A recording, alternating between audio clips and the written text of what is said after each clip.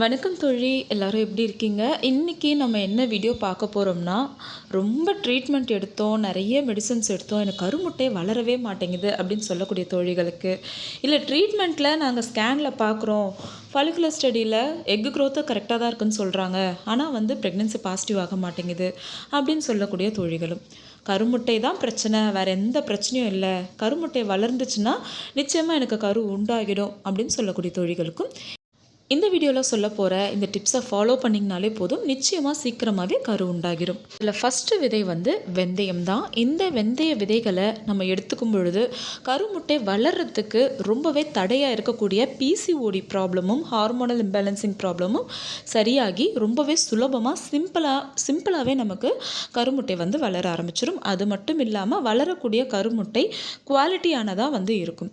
இந்த வெந்தயத்தை நம்ம வெந்தய வாட்டராக எடுத்துக்கலாம். அதாவது இரவு நேரத்தில் ஒரு ஸ்பூன் வெந்தயத்தை வந்து ஊற வச்சு மறுநாள் அந்த தண்ணியோடு சேர்த்து அந்த வெந்தய வாட்டரையும் நம்ம எடுத்துக்கும் பொழுது, வெந்தய வாட்டரையும் வெந்தயத்தையும் சேர்த்து எடுத்துக்கும் பொழுது சீக்கிரமாகவே நம்ம ரத்தத்தில் சர்க்கரை அளவு குறைய ஆரம்பித்து பிசிஓஎஸ் ப்ராப்ளம் கொஞ்சம் கொஞ்சமாக நமக்கு சரியாகிட்டே வரும். அது மட்டும் இல்லாமல் இதில் இருக்கக்கூடிய ஃபைட்டோஈஸ்ட்ரஜன் நமக்கு கருமுட்டை வளர்ச்சிக்கு ரொம்பவே முக்கியமாக உதவக்கூடிய ஹார்மோன் வந்து ஈஸ்ட்ரஜன் தான். இந்த ஈஸ்ட்ரஜனை அதிக அளவில் ப்ரொடியூஸ் பண்ணுறதுக்கு இந்த வெந்தய விதைகள் நமக்கு ரொம்பவே சப்போர்ட்டிவாக இருக்கும். அது மட்டும் இல்லாமல் பிசிஓஎஸ் ப்ராப்ளம்னால நம்ம உடல் எடை வந்து அதிகமாக இருக்கும். பர்டிகுலராக பார்க்கணும்னா இடுப்பை சுற்றி அந்த அடிவயிற்று பகுதியிலலாம் வந்து பார்த்திங்கன்னா ரொம்ப தொப்பை இருக்கிற மாதிரி வந்து இருக்கும். அடிவயிற்றில் வந்து சதைப்பற்று அதிகமாக இருக்கும். ஸோ அந்த மாதிரி இருக்கக்கூடியவங்களும் இந்த வெந்தய வாட்டரை தொடர்ச்சியாக எடுத்துக்கும் பொழுது சீக்கிரமாகவே அந்த உடல் வாகு வந்து, அதாவது அந்த உடல் பருமன் வந்து குறைய ஆரம்பிக்கும். என்ன வாக்கிங் பண்ணாலும் குறையல அப்படின்னு சொல்லக்கூடியவங்க பிசிஓடி ப்ராப்ளம் இருக்குது அப்படின்னும் பொழுது நிச்சயமாக இந்த வெந்தய வாட்டர் எடுத்துக்கும் பொழுது பிசிஓடி குறைஞ்சி அந்த உடல் பருமனும் வந்து நமக்கு வந்து குறையும். அது மட்டும் இல்லாமல் நிறைய சமயங்களில் உடல் உஷ்ணம் காரணமாக கூட நமக்கு ப்ரெக்னென்சி பாசிட்டிவ் ஆகாமல் போகலாம். ஏன்னா உடல் உஷ்ணம் அதிகமாக இருந்துச்சு அப்படின்னா நமக்கு வஜைனல் பகுதியில் வந்து அமிலத்தன்மை அதிகமாக இருக்கும். ஸோ இதனால் வந்து ஸ்பெர்ம்ஸ் வந்து வஜைனல்லே வந்து இறந்து போயிடும். ஸோ ஸ்பெர்மும் எக்கும் மீட் பண்ணாமலே வந்து நமக்கு ப்ரெக்னென்சி தள்ளி போயிட்டே இருக்கும். இந்த மாதிரி உடல் உஷ்ணம் ஏற்படாமல் இருக்கிறதுக்கும் இந்த வெந்தயம் நமக்கு ரொம்பவே ஹெல்ப்ஃபுல்லாக இருக்கும். அதே போல் நிறைய தோழிகளுக்கு இன்டர்கோர்ஸ் இருக்கும் பொழுது அந்த வஜைனல் ஃப்ளூயிட் வந்து இருக்காது, ரொம்ப ட்ரையாக இருக்கும், பெயின்ஃபுல்லாக இருக்கும்.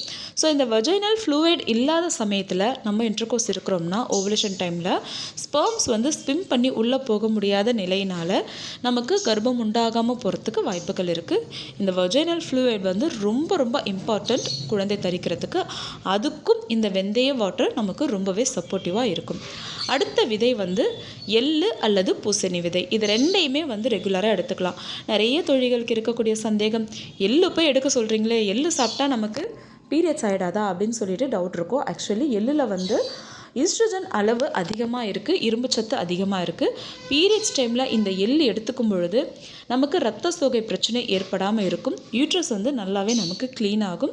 எள்ளு வந்து தொடர்ச்சியாக எடுத்துக்கும் பொழுது கருமுட்டை வளர்ச்சியில் அந்த அளவுக்கு இம்ப்ரூவ்மெண்ட் வந்து இருக்கும். அதாவது உங்களுக்கு பயமாக இருக்குது அப்படின்னா நீங்கள் பீரியட்ஸ் டைம் வரைக்கும் எடுத்துக்க வேண்டாம். உங்களுடைய பீரியட்ஸ் டைம் தொடங்கி ஓவலேஷன் வரைக்கும் நீங்கள் எள்ளு தினமும் காலையில் ஒரு ஸ்பூன் எடுத்துக்கோங்க. எப்படி எடுத்துக்கலாம்னு பார்த்தீங்கன்னா, வெறும் வானிலையில் எள்ளு வந்து நல்லா வறுத்துடுங்க. அது பொரிஞ்சு வரும். அந்த சமயத்தில் ஒரு ஏர்டைட் கண்டெய்னரில் சேவ் பண்ணிவிட்டு ஒரு நாளைக்கு ஒரு ஸ்பூன் எள்ளு வந்து நீங்கள் வந்து எடுத்துக்கலாம். இது வந்து உங்களுடைய கருமுட்டை வளர்ச்சியை அதிகரிக்கும். ஒரு கருமுட்டை வளரக்கூடிய இடத்துல 2 கருமுட்டைகளை கூட இது வந்து வளர வைக்கும்.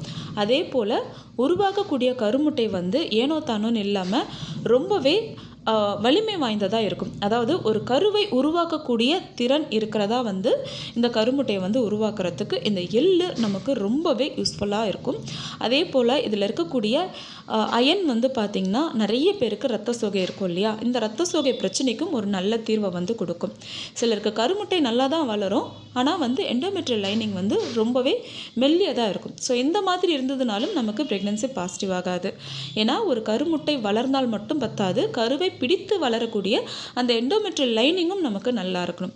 ஸோ அதுக்கு சப்போர்ட் பண்ணக்கூடியது தான் இந்த எள்ளு விதைகள். இதை நீங்கள் உங்களுக்கு பயமாக இருந்துச்சு அப்படின்னா ஓவலேஷன் டைம் வரைக்கும் எடுத்துக்கிட்டிங்கனாலே போதும். ஒரு நாளைக்கு ஒரு ஸ்பூன் எள்ளு நீங்கள் தாராளமாக எடுத்துக்கலாம்.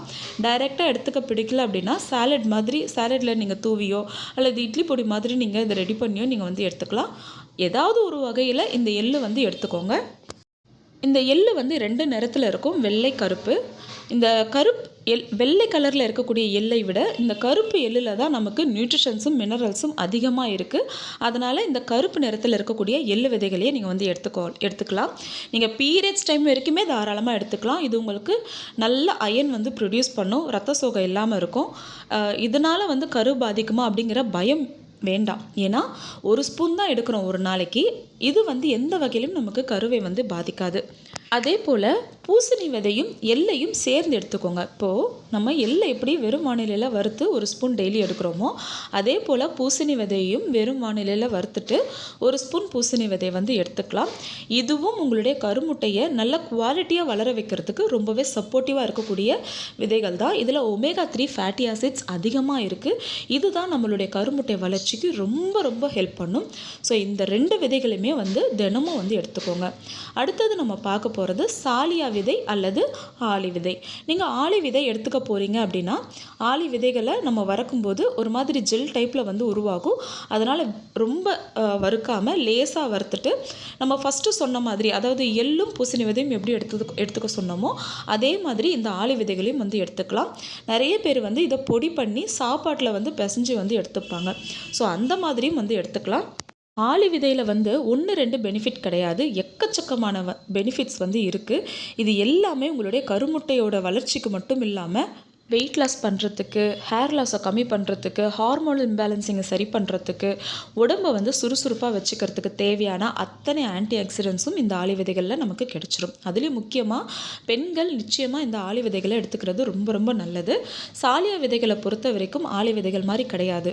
இதில் நிறைய நற்பயன்கள் இருந்துச்சு அப்படின்னாலும் ஒரு அளவுக்கு மேலே இந்த சாலியா விதைகளை வந்து நம்ம வந்து எடுத்துக்கக்கூடாது.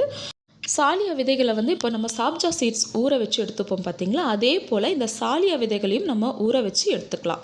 நல்லா ஊற வச்சுட்டு ஓவர் நைட் ஊற வச்சுடுங்க. ஒரு அரை ஸ்பூன் ஒரு நாளைக்கு எடுத்திங்கனாலே போதும். அதுக்கு மேலே இது வந்து எடுத்துக்கக்கூடாது. முக்கியமாக இந்த சாலியா விதைகளை பயன்படுத்தும் போது ரொம்பவே கவனமாக இருக்கணும். முன்னாடி நாள் நைட்டு ஒரு அரை ஸ்பூன் சாலியா விதைகளை ஊற வச்சுட்டு மறுநாள் காலையில் இதை நீங்கள் அப்படியே அந்த தண்ணியோடு சேர்த்து நீங்கள் இதை வந்து எடுத்துக்கலாம். இதை வந்து பீரியட்ஸான ஃபஸ்ட் டேலேருந்து அடுத்த பீரியட் வர வரைக்குமே இதை வந்து எடுத்துக்கலாம். இது எந்த வகையான பாதிப்பையும் ஏற்படுத்தாது. இல்லை எனக்கு கொஞ்சம் பயமாக இருக்குது அப்படின்னு சொல்லக்கூடிய தோழிகள் ஓவுலேஷன் வரைக்கும் மட்டும் எடுத்துக்கோங்க.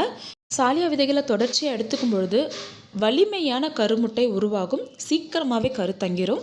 அதே போல் ஹீமோகுளோபின் லெவலும் படிப்படியாக இன்க்ரீஸ் ஆகும்.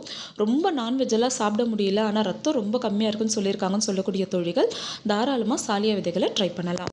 இந்த வீடியோ பிடிச்சிருக்கும் நான் நம்புகிறேன். அடுத்த ஒரு நல்ல பதிவில் சந்திக்கலாம் தோழி. நன்றி.